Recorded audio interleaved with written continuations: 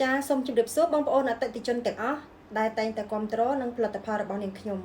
នៅក្នុងថ្ងៃនេះដែរនាងខ្ញុំចង់ណែនាំផលិតផលប្រភេទទឹកអប់ប្រភេទ Grade A ដែលបងប្អូនតែងតែហៅថាចង់សន្សំប្រាក់ចាមិនចាំបាច់ប្រើក្លិនស៊ីនដែលតម្លៃ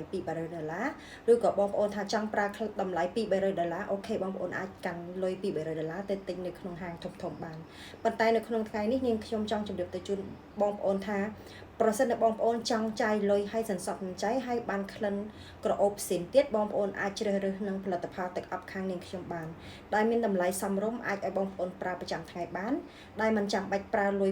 $200ចាយទៅលើទឹកអប់ស៊ីននោះទេប៉ុន្តែក្លិននេះគឺជាប្រភេទក្លិនស៊ីនចាគ្រាន់តែជាប្រភេទក្លិនកណ្ដាលដែលបងប្អូនប្រើ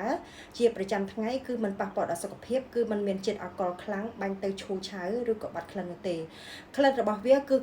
ក្លិនក្រអូបងុំតែម្ដងចាបងប្អូនយកទៅបាញ់គឺមានន័យថាក្លិនក្រអូបងុំជាប់នៅលើអាវបានទៅ2-3ថ្ងៃប្រសិនតែបងប្អូនបាញ់ហើយចាទុកអាវនឹងបងប្អូនអាចទៅហិតក្លិនអាវនឹងបានគឺมันមានសាបរលាបទេចាក្លិននេះគឺជាប្រភេទក្លិន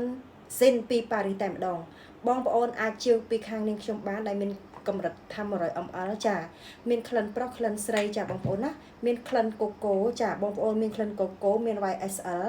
ចាមានអ្វីៗដែលថាបងប្អូនចង់បានចាកូកូណូក៏មានដែរហើយនឹងជាមួយនឹងខ្លះគេហៅថាក្លិនរបស់នារីណាបងប្អូនណាចានាងខ្ញុំលើកជូនឲ្យបងប្អូនមើលគឺមាន Miss Dior អ្វីៗដែលបងប្អូនចង់បានគឺមានក្លិន Prada អីអញ្ចឹងណាបងប្អូនណាចាគឺសិតតែជាក្លិនល្អហើយបងប្អូនអាចយកទៅប្រើដោយគេហៅថាជឿជាក់មានទំនុកចិត្តប្រើប្រចាំថ្ងៃសន្សំសំចៃប្រាក់បានបងប្អូនបានច្រើនទៀតផងចាបងប្អូនគឺជាផលិតផលក្លិនក្រអូបជាប់បានយូរក្លិនស៊ីនមិនចាំបាច់ចំណាយលុយ$200ទៅទិញ store ហាងធំ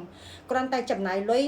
នៅទិញផលិតផលខាងនាងខ្ញុំដែលមានតម្លៃសមរម្យដែលបងប្អូនអាចសន្សំសំចៃបានចាហើយក៏អរគុណសម្រាប់បងប្អូនដែលគាំទ្រទឹកអប់របស់នាងខ្ញុំពីកន្លងមកចាគឺគាត់តែងតែគាំទ្រទិញហើយទិញទៀតអញ្ចឹងនាងខ្ញុំសូមអរគុណច្រើនសម្រាប់ការជឿជាក់នៅលើផលិតផលរបស់នាងខ្ញុំចាសូមអរគុណច្រើនជម្រាបលា